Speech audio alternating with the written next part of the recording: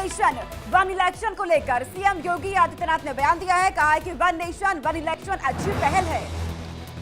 ये बड़ी खबर आप तक पहुंचा रहे हैं। विकास के लिए खुलेंगे नए आयाम, ये भी सीएम योगी आदित्यनाथ की तरफ से कहा गया। वन नेशन वन इलेक्शन को लेकर सीएम योगी आदित्यनाथ की तरफ से कहा गया है कि वन नेशन वन इलेक्शन अच्छी पहल है और विकास के लिए नए आयाम खुलेंगे। हमें प्रसन्नता है जानकर के कि वन नेशन वन इलेक्शन के लिए जो कमेटी बनी है, इसके अध्यक्ष पूर्व राष्ट्रपति माननीय श्री रामनाथ कोविंद जी को की अध्यक्षता में बनी है। इस अभिनव पहल के लिए मैं देश की सबसे बड़ी आबादी के राज्य उत्तर प्रदेश की जनता की ओर से आदरणीय प्रधानमंत्री जी का हृदय से आभार व्यक्त करता हूं। वन नेशन वन इलेक्शन ये आज की आवश्यकता है, क्योंकि मैं उत्तर प्रदेश जैसे राज्य की दृष्टि भी देखता हूं।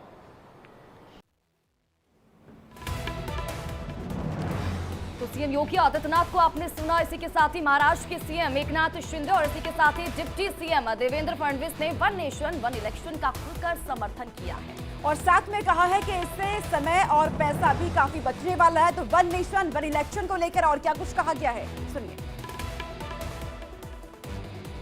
सही माने थे वन नेशन वन इलेक्शन, ये इसका मैं स्वागत करता हूं और इसकी वजह से जो हर चुनाव में लोगों के पैसे खर्च होते हैं, इसमें काफ़ी बचत हो सकती है और ये पैसे जो है लोगों के स्कीम के लिए, रिफॉर्म्स के लिए काम आ सकते हैं। और ये जो भी आदरणीय प्रधानमंत्री जी, केंद्र सरकार अभी तक जो निर्णय लिए हैं, लोगों के हित के निर्णय लिए, लोगों के फायदे के निर्णय लिए, इसलिए तो देश की तरक्की हो रही है और इसलिए ये इसका भी हम स्वागत करते हैं। वन नेशन वन इलेक्शन ये बहुत ही सही इस प्रकार का प्रस्ताव है। देश में लगातार चुनाव चलते रहते, आधा श्रम ये चुनाव में चला जाता है। कहीं ना कहीं आचार संहिता चुनाव की लगती है तो उसके कारण भी काम डिरेल हो जाते, इतने रिसोर्सेस उसके पीछे खर्चा होते। लगातार चुनाव के कारण रिफॉर्म का जो प्रोसेस होता है उसमें भी एक प्रेशर आता है और अलग अलग दल फिर अपने राज्यों में उन रिफॉर्म्स को रोक देते हैं ताकि इलेक्शन में उनको फायदा मिल सके। तो वन नेशन वन इलेक्शन के कारण 5 साल की खुली स्लेट रहेगी, पैसा भी बर्बाद नहीं होगा और रिफॉर्म्स की प्रोसेस भी अच्छे तरीके से चलेगी। तो एक के बाद एक हर कोई अपनी प्रतिक्रिया सामने रख रहा है और इसी बीच संसदीय कार्य मंत्री प्रहलाद जोशी का बड़ा बयान भी सामने आया। उन्होंने कहा, एक देश में एक चुनाव पर चर्चा के लिए विशेष सत्र मोदी सरकार ने बुलाया है। संसद का विशेष सत्र 18 से 22 सितंबर तक होगा। संसद का विशेष सत्र, ये बड़ी और महत्वपूर्ण जानकारी आप तक पहुंचा रहे हैं। एक के बाद एक लगातार प्रतिक्रियाएं और बयान भी लगातार सामने निकल कर आ रहे हैं। तो कमेटी रचा है, इतना घबराने का क्या जरूरत है?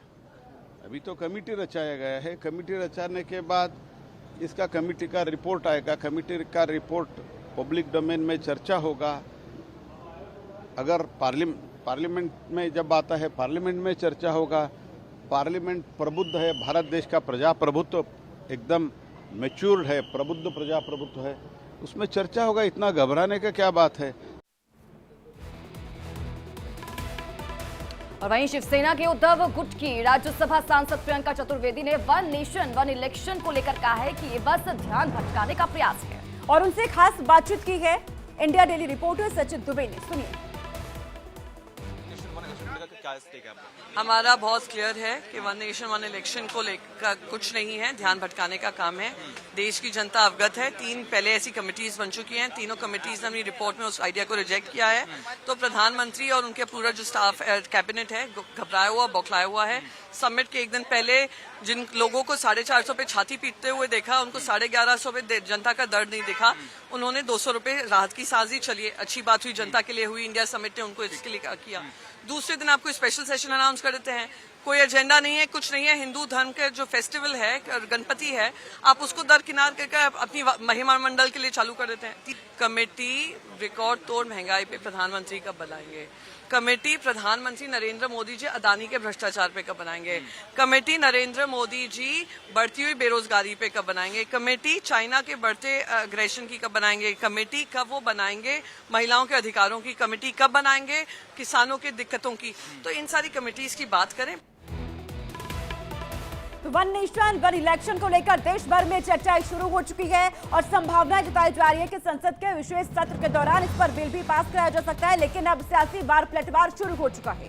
तो विपक्षी दल वन नेशन वन इलेक्शन का विरोध कर रही हैं, तो वहीं बीजेपी ने विपक्ष को इसको लेकर घेरा है। वन नेशन और वन इलेक्शन ठीक है, लेकिन उससे पहले फेयर इलेक्शन लीजिए। फेयर इलेक्शन हमारा नारा है, not one nation one election, we want fair election, जो आज देश में नहीं हो रहा है। और ये फेयर इलेक्शन जो हम मांग रहे हैं, ये टालने के लिए ये वन नेशन वन इलेक्शन का ये फंडा लेकर आए। ये मुझे लगता है एक षड्यंत्र है चुनाव आगे ढकलने के लिए। ये लोग चुनाव ही नहीं लेना चाहते। जहां तक सवाल है एक देश एक चुनाव का, ये देश की आवश्यकता है। हमारा देश विभिन्न चुनावों के मकड़जाल में है। आपको मालूम होगा कि आधा देश तो समय चुनाव में ही रहता है। कहीं पे पंचायत के चुनाव हो रहे हैं, कहीं लोकल बॉडीज के चुनाव हो रहे हैं, कहीं पे कोऑपरेटिव के चुनाव हो रहे हैं, तो कहीं पर नगर परिषद के विधान परिषद के चुनाव हो रहे हैं, विधानसभा के पूरा देश बाई इलेक्शंस हो रहे हैं। तो उससे जो सबसे बड़ी समस्या आती है वो हमारे देश का जो डेवलपमेंटल एक्टिविटी है वो उस दौरान हाल्ट हो जाती है, रुक जाती है, उस पर स्पीड ब्रेकर हो जाता है वो। इसलिए इस दिशा में प्रधानमंत्री जी ने शुरू से ही जोर दिया कि हमें एक देश एक चुनाव की दिशा में आगे बढ़ना चाहिए। वन नेशन वन इलेक्शन की बात पहले भी चली थी, तो इस पर भी बाकायदा डिस्कशन होना चाहिए और डिस्कशन होने की कोई बात कोई निर्णय लेना चाहिए। लेकिन ये है कि गवर्नमेंट निर्णय ले चुकी है और केवल संसद का सेशन बुला के उस पर ठप्पा लगाने की बात कर रही, तो बात दूसरी। और चलिए बढ़ते हैं आगे और अब बात करेंगे हिंद की हुंकार जिनपिंग का इलाज। और आपको 4 तस्वीरें हम आपको दिखाएंगे और ये सभी वायुसेना के ताकतवर फाइटर जेट हैं। और ये जो 4 सितंबर से पाकिस्तान चीन सीमा के नजदीक युद्धाभ्यास होने जा रहा है उसमें शामिल होने वाले हैं ये 4 तस्वीरें आपके सामने। ऑपरेशन त्रिशूल की Rafale, Jaguar, Mirage 2000, MiG 21 bison आपको नजर आ रही है। युद्धाभ्यास किया जाना है पाकिस्तान चीन की सीमा से सटे इलाकों में युद्धाभ्यास होगा और इसे नाम दिया गया है ऑपरेशन त्रिशूल का, जिसमें भारतीय वायुसेना अपना दमखम दिखाने वाली है। और जब ये दमखम दिखेगा पूरी दुनिया की निगाहें इस पर रहने वाली है और हिंदुस्तान का दम पूरी दुनिया देखेगी। और इन सबके बीच एक बड़ी खबर सामने आ रही है। कौशल किशोर के बेटे ने अपनी एक फोटो शेयर की है। हत्या के वक्त दिल्ली में होने का दावा किया जा रहा है। तो इंडिगो के